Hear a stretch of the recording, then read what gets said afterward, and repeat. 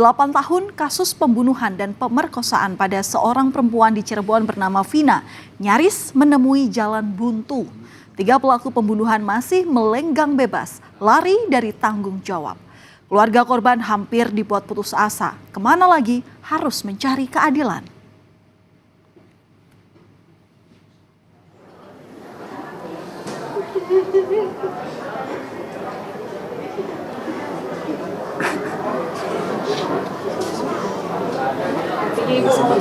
Luka lama itu belum pulih benar dari hati keluarga Vina.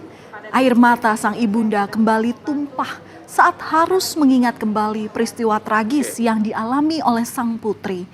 Hal serupa juga dirasakan ayah dari Muhammad Rizky Rudiana yang juga jadi korban atas kekejaman geng motor. Bahkan ayah Eki yang merupakan anggota polisi juga tak tinggal diam untuk mengungkap kasus pembunuhan putranya. Bagi keluarga, waktu 8 tahun itu belum cukup untuk menutup luka atas kepergian Vina dan Eki. Apalagi 3 pelaku pembunuhan masih menghirup udara bebas. Saya mohon kepada seluruh warga negara Indonesia agar jangan membuat kami lebih sakit. Eki adalah anak kandung kami yang mana menjadi korban daripada kelompok-kelompok yang kejam.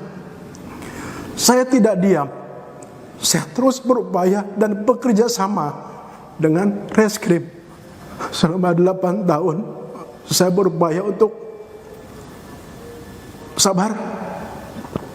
Dan saya mohon agar seluruh Indonesia bisa mendoakan anak saya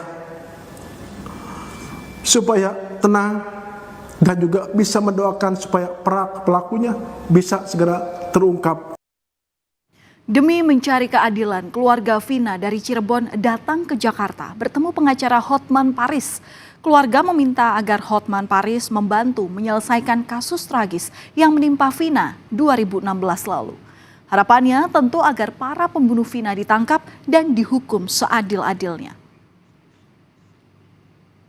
Kasus pembunuhan dan perkosaan Vina diangkat dalam sebuah film. Pro dan kontra sempat mewarnai penayangan film ini. Awalnya pihak keluarga Vina tak mau difilmkan lantaran peristiwa ini membuka lagi luka lama. Namun karena demi mengungkap 3 tersangka lain yang masih buron, keluarga akhirnya setuju. Namun saudara, dalam proses pembuatan film ini, 2 orang tak dikenal mendatangi rumah mereka di Talun, Cirebon. Keduanya meminta agar kisah Vina yang diangkat ke layar lebar dihentikan. Mereka beralasan apabila film tersebut dibuat dan ditayangkan akan kembali ramai jadi perbincangan. Bilangnya kenapa dipersetujukan dibikin film? Ini kan udah, maksudnya kasusnya udah tutup nih. Kenapa dibikin film yang ada nanti bikin ramai lagi gitu. Saya bilang, ini kan hak saya keluarganya. Yang punya hak kan saya. Kenapa kok dilarang? Terserah saya dong, mau setuju atau enggak, saya bilang gitu. Berada di lokasi Gang Bakti Jalan Raya Majasem, Kecamatan Kesambi, Kota Cirebon, Jawa Barat.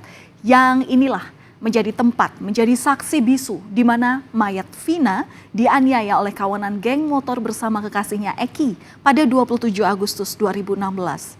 Tak hanya mengalami kekerasan hingga tewas, pelaku juga tega melakukan pemerkosaan kepada Vina.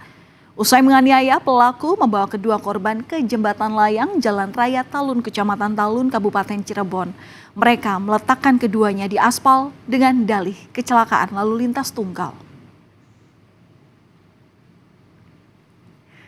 Di jembatan layang Jalan Raya Talun, Kecamatan Talun, Kabupaten Cirebon inilah jenazah Vina dan Eki ditemukan. Menurut keluarga Vina, saat di rumah sakit polisi menyebut kematian korban ini akibat kecelakaan tunggal.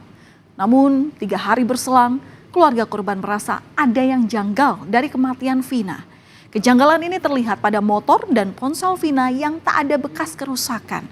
Padahal Vina dan kekasih disebut meninggal karena kecelakaan. Polisi mengungkap pelaku pembunuhan dan pemerkosaan pada Vina berjumlah 11 orang. Namun baru 8 orang anggota geng motor ditangkap pada 31 September 2016. Pada 27 Mei 2017, ke-8 pelaku menjalani sidang vonis. 7 pelaku yakni Jaya, Supriyanto, Eka Sandi, Hadi Saputra, Eko Ramadhani, Sudirman, dan Rivaldi Aditya Wardana divonis penjara seumur hidup. Sedangkan 1 pelaku lain yang saat itu masih di bawah umur divonis 8 tahun penjara. Namun 8 tahun berlalu, 3 dari pelaku pembunuhan dan pemerkosaan Vina tak kunjung ditangkap. Barulah setelah kasus ini mencuat lagi, Polda Jawa Barat merilis 3 ciri-ciri dari pelaku. Meskipun dalam rilis ini tak dilampirkan foto ataupun sketsa wajah, namun hanya ciri-ciri saja. Buronan pertama, Peggy alias Peron, saat ini berusia 30 tahun dengan ciri-ciri berbadan kecil, kemudian rambut keriting dan kulit hitam. Buronan kedua ialah Andi yang usianya tahun ini 31 tahun dengan ciri-ciri berbadan kecil, rambut lurus dan berkulit hitam. Dan buronan ketiga bernama Dani yang usianya 28 tahun dengan ciri-ciri rambut keriting dan kulit sawo matang. Diduga salah satu dari 3 orang yang masuk ke DPO ini berada di Jakarta. Polda Metro Jaya menyebut sudah berkoordinasi dengan Polda Jawa Barat untuk mencari buronan pembunuh kasus Vina di Jakarta. Jadi pada prinsipnya Polda Metro Jaya siap membantu mencari apabila mencari tersangka berdasarkan DPO yang diterima oleh Polda Metro Jaya. Dari Polda lain, dari Polres lain di luar wilayah hukum Polres, di luar wilayah hukum Polda Metro Jaya siap membantu. 3 kuasa hukum dari 8 terpidana kasus pembunuhan dan ruda paksa Vina dan Eki yakin seluruh terpidana yang sudah divonis hukuman penjara bukan pelaku pembunuhan. Menurut kuasa hukum, tuntutan dengan fakta hukum dan hasil forensik berbeda. Misalnya, dalam tuntutan, korban atas nama Eki meninggal dengan kondisi luka tusuk di bagian dada dan perutnya. Namun dari hasil forensik tidak ada luka tusuk senjata tajam. Semua punya keyakinan bukan terdakwa yang ada di dalamnya, bukan pelakunya. Ada salah tangkap atau gimana? Kalau kami yakin bukan pelakunya, silahkan dianalogikan sendiri, disimpulkan sendiri. Dari tuntutan dan hasil visum aja sudah sangat jauh berbeda. Faktanya dalam tuntutan korban meninggal karena tusukan di dada, di dan perut. Tetapi dari hasil visum maupun otopsi tidak ada luka akibat tusukan benda tajam.